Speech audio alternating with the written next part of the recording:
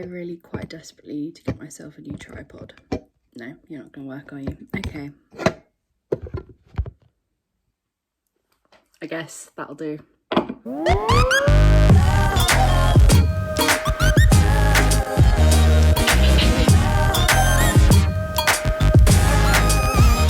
Hello everyone, welcome back to my channel. Please excuse the mess in the background.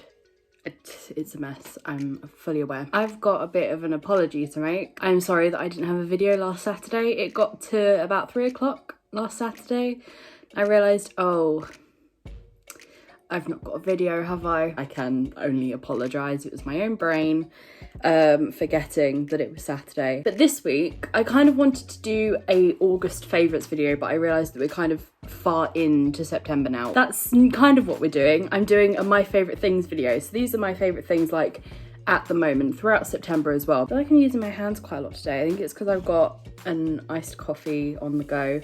So I'm a bit, oh, I have energy and I don't know what to do with it. So the first thing like on my list is a few books that I've really been loving. I finally finished In the Time We Lost by Carrie Hope Fletcher. I've been reading this since like maybe winter 2019. Very recently, I kind of had the urge just to, you know, start reading properly again because I used to read so much. And then it kind of got to the point that I was only reading when we went like on our summer holiday, but then I would get through like 6-7 books on a 2-week holiday. And that would be like my reading quota for the year. But I thought, okay, I've not been on holiday this year, so I thought, you know what, I am just gonna force myself to sit down and read because I love reading and it annoys me when I don't read. So I finally finished In the Time We Lost. I loved it.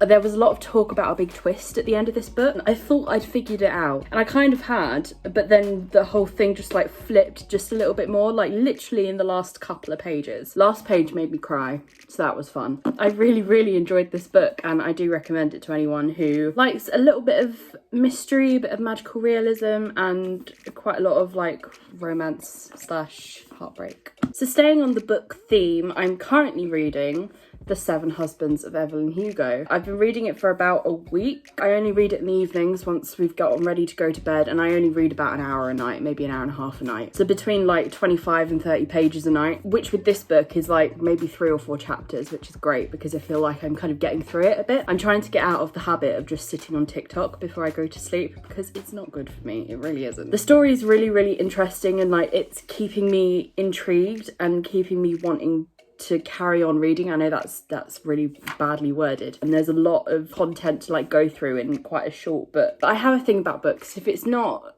hooked me within the first few chapters, I do have the ability to just put it down and not pick it back up again. It kind of annoys me when a book is like maybe 400 or 500 pages long and it's quite a slow burner, but this leaps right into the action and I have been loving it. I also want to quickly talk about the fact that I've been loving secondhand bookshops at the moment. I walked away the other day, 5 new books, 4 of them fiction, 1 of them a book about Hollywood and filmmaking, so that will probably come in handy. Just to try and kind of show you, all of those on top of there, and most of those have now been bought from secondhand bookshops within the past month. So I have kind of a lot to get through. Next up, I'm going to talk about products, specifically hair products. This range, I love it. The range is the Elvive Dream Lengths range. So I have the Waves Waterfall Mousse. I have the Super Blow Dry Cream, which I actually bought by accident. I thought it was a product that I'd used before that I got a little tester for, but it wasn't the same product.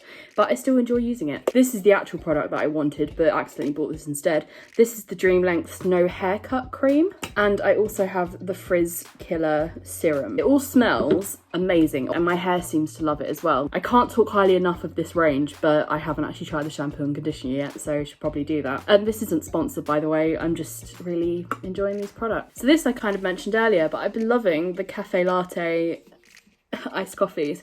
This is the cappuccino one with Nicaragua and Honduras Arabica beans with a chocolate twist. I bought a small one because I'm a little bit skeptical about like these pre-made iced coffees. Sometimes they're just too sweet or like really sickly or have like a weird texture. I tried this one because I was feeling brave and I loved it. I do like making iced coffee, but it's kind of a hassle and sometimes it just ends up really watery and it's like I wish I just hadn't bothered in the first place. But I have really been enjoying these. And what's great about them is that the whole thing, as well as the foil lid that sits over the top like before you open it, is all recyclable, so that's great. I'm obviously not making a habit of buying these because it's quite a single throwaway, even though it's recyclable. But I have been enjoying one of these, you know, once every couple of weeks or so. Like, I want a little bit of a pick-me-up, but then sometimes if I drink a nice coffee and it's too much coffee, sometimes too much, and it just sends me absolutely wired, particularly if I have more than one, which I learnt the hard way, and I was incredibly shaky and like on edge and very, I don't know, and very like skittish the entire rest of the day. So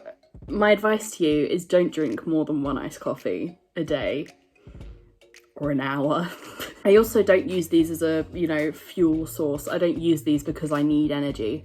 They're a nice pick-me-up, but I don't rely on it for energy. There are a few TV series that I've really been enjoying. I have to put my hair back up again. Since we went to Silverstone in July and we saw the Grand Prix, I've been obsessed with Drive to Survive on Netflix. Until I watched Drive to Survive, I didn't realise how much I would enjoy the entire sport. Yes, I'm saying I enjoy a sport. That is very uncharacteristic of me. But oh my god, I love it. I love it. I love it. Thing is, it's got to the point where if we're going out on a Sunday, we have to go out early so that we're back in time for the race. I go back to uni next week, and I'm glad that there's not a race next Sunday, because otherwise my trip back to uni in my car would be a quick one.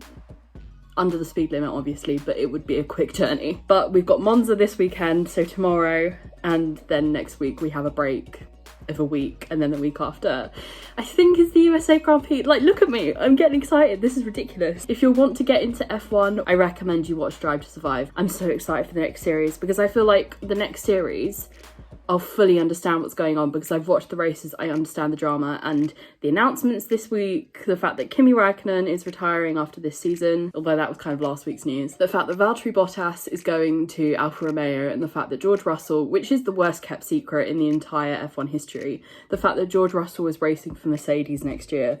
I'm so excited. I am a little bit sceptical about George Russell going to Mercedes with Lewis Hamilton still there, but that's an entirely different video. I'm also loving Ted's Notebook, which is always like an hour after the race has finished. Ted Kravitz is one of the like pundits or commentators for F1. He has his notebook that he's written down all the information from the race, and he goes through all of the teams in the paddock, and he like bumps into drivers, bumps into mechanics, organised chaos, but it's great. It's so good. So yeah, I recommend you watch Drive to Survive if you want to get into F1. I'm gonna stop my spiel about F1 now. I need to stop. I've also been loving on Disney Plus the What If series and the Loki series. I realised that I spoke a lot about The Falcon and the Winter Soldier and WandaVision when they were on. I haven't really spoken about Loki because I've been doing vlogs kind of on and off every other week, which means that I haven't really spoken about Loki very much, but I did really enjoy the series. So I recommend, if people like Loki, then you watch the actual Loki series. It's very good. I really enjoyed it. What If is Marvel's new weekly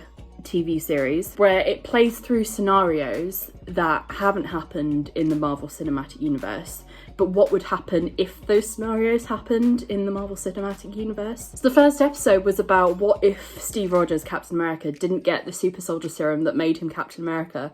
What if Peggy Carter got it instead? And the whole of the first Avenger film plays out, but as Peggy Carter as Captain Britain rather than Steve Rogers as Captain America. The animation, first of all, is absolutely stunning. It's so cool. It's kind of more, I don't know, comic, cartoony, angular, I would say, animation, and it's so good. It's so beautiful to watch from a designer's point of view, but also the whole content and the whole stories are just so well written. I don't think it's going to link directly to the MCU, but there are a couple of things that I'm like, oh okay, hang on, that might connect to this, or this character might actually end up doing this and connect to this. Last kind of favourite thing that I want to talk about is the changing of the season.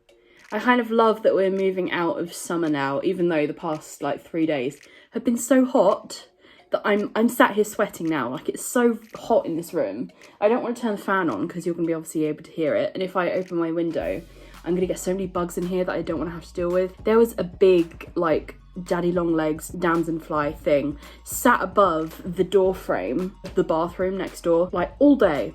I went up to bed and it wasn't there, and I was like, oh okay, maybe it's in the bathroom, let's, you know, just check before I go in and brush my teeth and get ready for bed, whatever. So I turned the light on and I'm like scanning all of the walls, all the top of the walls and everything. I'm really bad with bugs, and my room has been like infested with spiders. Not infested, that's dramatic. There's been a lot of spiders and stuff in my room and I really don't like them.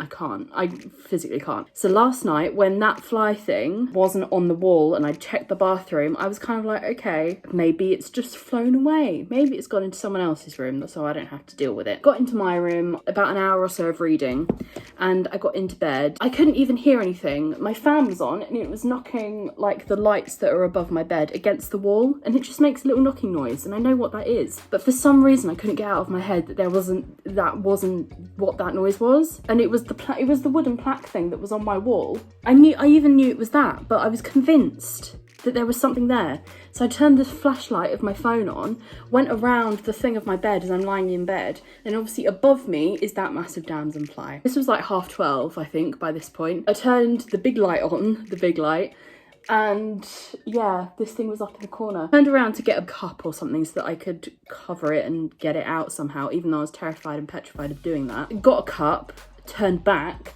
and I saw it fall down the wall onto my bed quilt, kind of down the edge of my bed. I pulled the quilt out. It took me a good 10 minutes to pluck up the courage to, unfortunately, yes, I did get a book and I had to squash it. To be fair, its legs were kind of like twisted and its wings were, flailing about anyway. It was dying anyway, so I got rid of it. But it took me a good 10 minutes to pluck up the courage to actually do that. So that was fun. I can't actually remember where this was going. Oh, I remember. We were talking about the change of the season and about how it's really hot in my room and how there's bugs everywhere. The leaves are starting to fall and I'm like, oh, okay, it's getting into autumn now. I get to have like snuggly nights with big jumpers and blankets and stuff, and my hot chocolates come out and stuff like that. So I am very excited about the change of the season. Plus, obviously, it's my birthday in just over a month. I'm turning 22. The plan is there's not a vlog on Wednesday, even though there should be one anyway. There's not going to be a vlog on Wednesday. There will be a Saturday video, but not a vlog on Wednesday. Basically, I have quite a few things going on in the next couple of weeks that I want to be able to put all in one video, and it's going to be a bumper vlog. It's going to be a long video, guys, so I hope you're prepared for that. I hope you guys have enjoyed this video. I've actually really enjoyed making it, sitting down and just having a chat. It's been quite fun. I will see you on Saturday for a brand new video. Please like and subscribe if you're not subscribed already, and thank you so much for watching. Bye, guys.